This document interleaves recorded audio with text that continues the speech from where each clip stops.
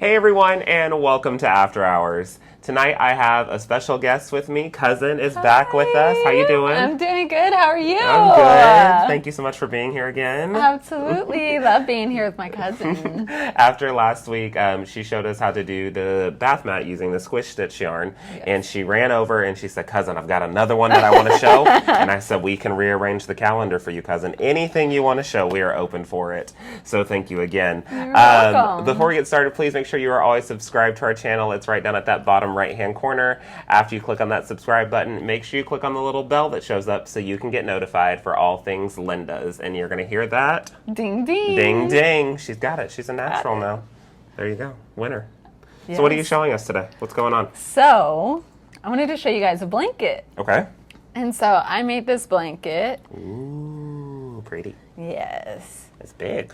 Yeah, she's a good size. Wow. Like a nice little laying on the couch, relaxing, just put it over your legs, kind of baby size as well. If you want to put your baby in it, make it baby colors. So is this crocheting or knitting? This is crocheting. This is crocheting. Yes, Okay. so Got we it. crocheted to make this project. Okay. And it looks like we're using the same yarn that you used. You've been here a couple of times. Mm-hmm. What was the last project that you used with the cover story?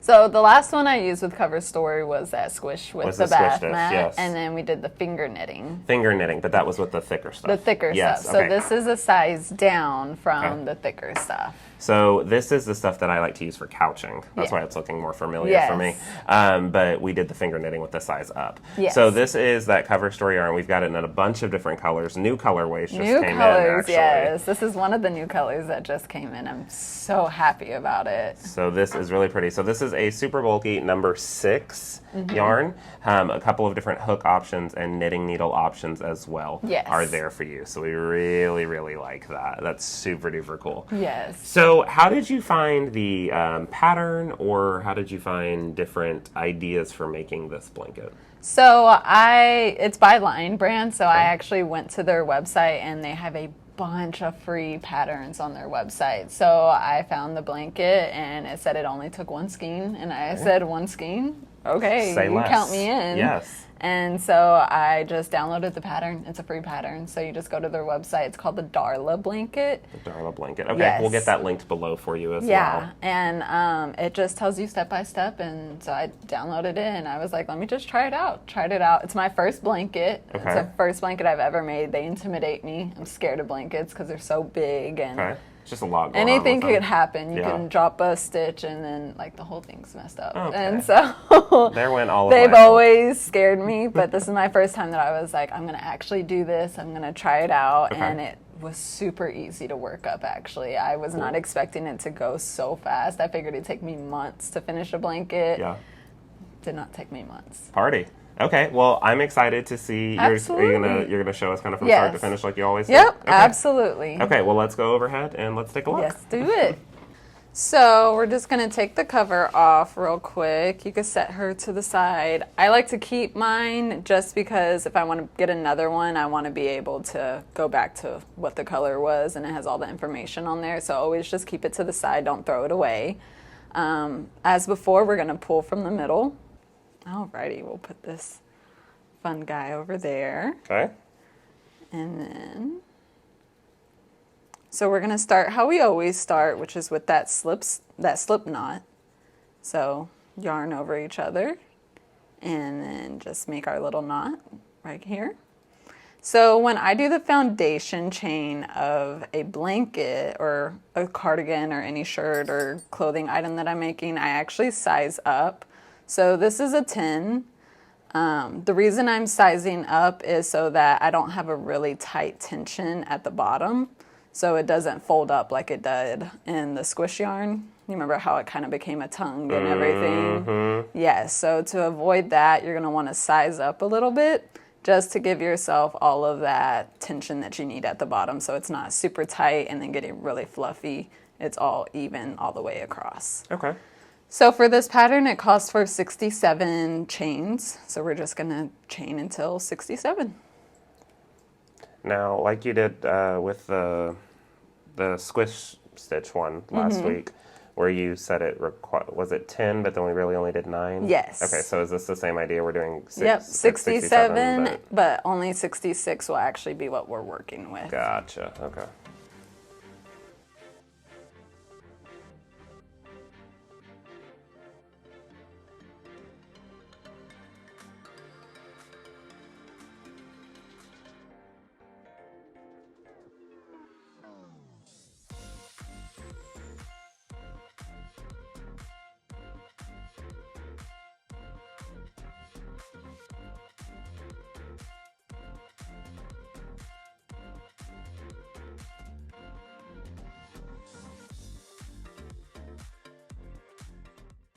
$65, $66, and $67. Woohoo! So perfect, we made it to the end. So this will be about the width. So again, if you want to make it longer, just keep adding some more chain stitches and you should be good. So like I said, for my chain, I wanted to use the 10, but now we're going to switch over to the smaller hook that the pattern actually calls for. Okay. So it calls for an 8 or a 9. That's what this one is an 8. My 9's at home. So, and I use this one to make the blanket. So I figured use the same one. Okay. And now we're just going to do a single crochet through each one of these little bumps. And so we'll have 66 at the end. Okay. So again, we have our first one here. We're going to skip them and we're just going to go into the second one.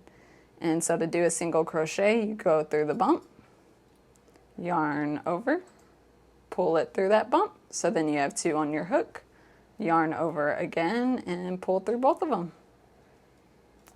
And that is a single crochet.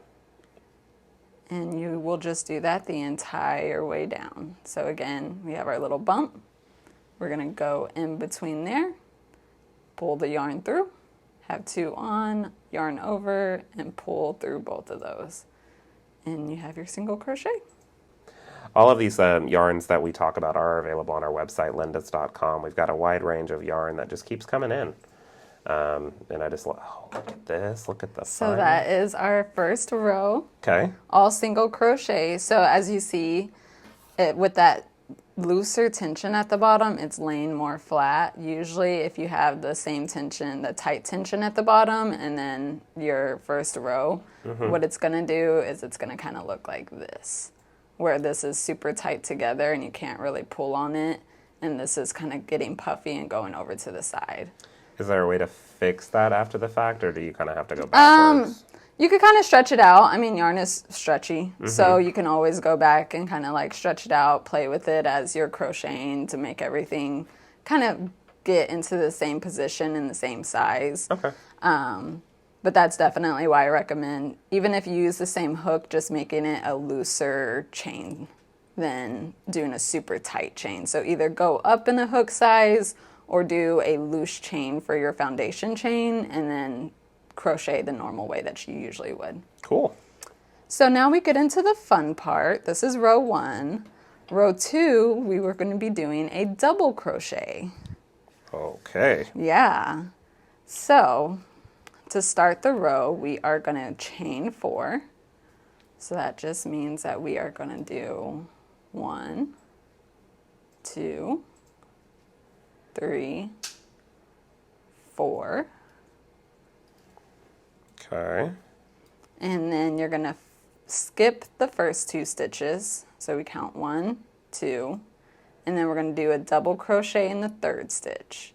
So to do a double crochet, you're going to yarn over, go through the stitch, yarn, pull that yarn. So then you have 3 on your hook right now. You're going to yarn over again, pull through the first 2, and then you have 2 on there still. Yarn over again and pull through the second 2. And that's a double crochet. Okay, I'm going to need to see that again. Yep. So then you're also going to do another double crochet in the next stitch. So your 3rd stitch, double crochet, 4th stitch, double crochet.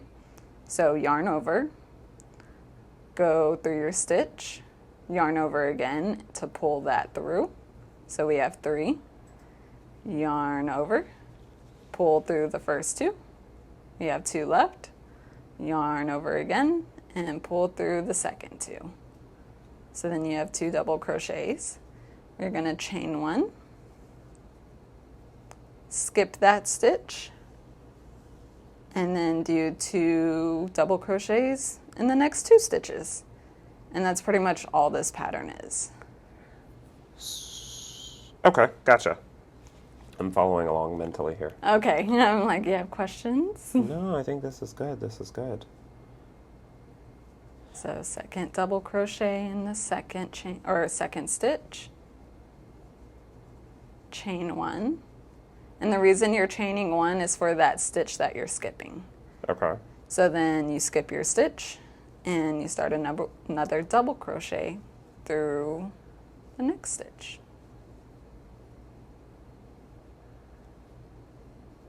Double crochet,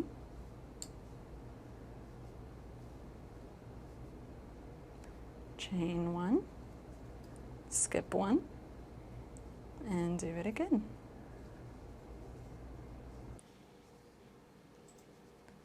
Alrighty, and now we are to the end. We've hit our last stitch. Okay. And so now we're going to turn our work. Okay. Which means we're just going to turn it this way, so we're crocheting back on this side.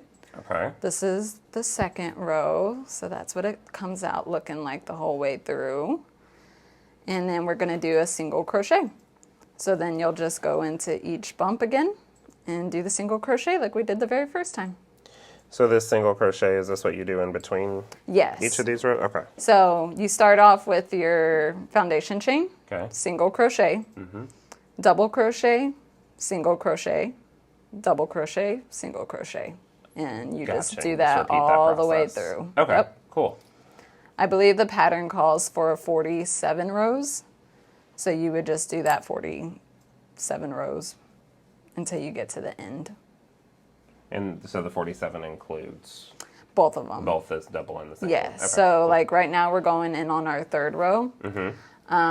We will, that'd be considered number 3. Okay, got And it. then 4 is the double crochet, Okay. and single crochet is 5. So you just continuously count. Okay. I made a little sticky note, and I put each row, and I put double crochet, I would single need crochet. I would need some type of tally mark system. Yeah, 'cause that's pretty much I'd lose what it. I had. Yeah. That's cool. So in the interest of time, since this is the overall stitch is the Yes. single, double, single, double, single, double, after you're done with this single, can you show us how we would finish it off? Absolutely. With our other border. Yes. And then at that point, I'll have a tiny little scarf for Tucker. Yep, you sure will. He'll be so cute in this.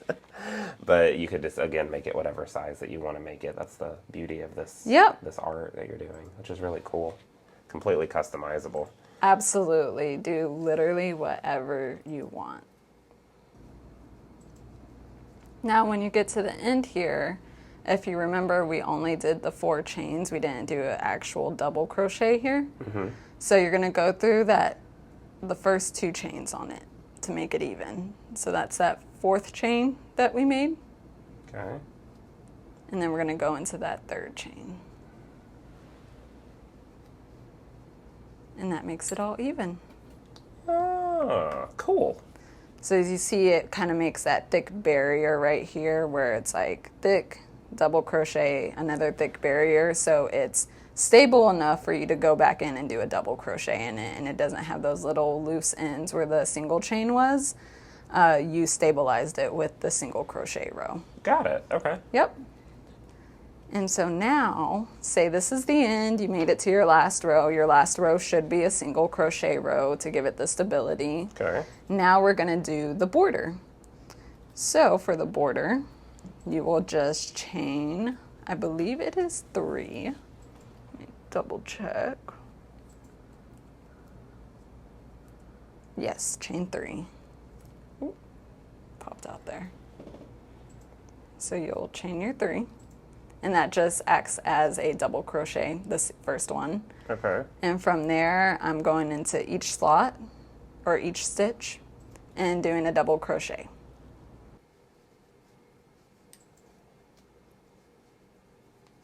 So we are getting close to our corner. Now there is a certain way to do your corners. Okay.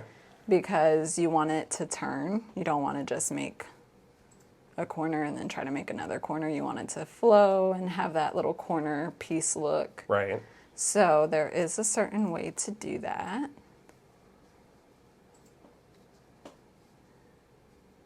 So we make it to our last stitch. What we are going to do is we put 1 in, we're going to put 3 in here. So here's our first one. Our second one, we're going to go through the same stitch.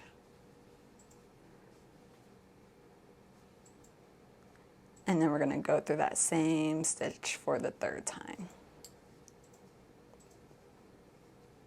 Now when you do that, you see how it made you turn. Makes a nice, it makes easy that turn nice little turn right okay, there. Gotcha. And then I can just show you what I mean by putting like multiple in this yes, double I'd like crochet. to see that. So now we're back to the beginning. I am going to go into this one because I know this is a single crochet row right there. Just to give it that fullness. And then we'll just go in between that double crochet right there.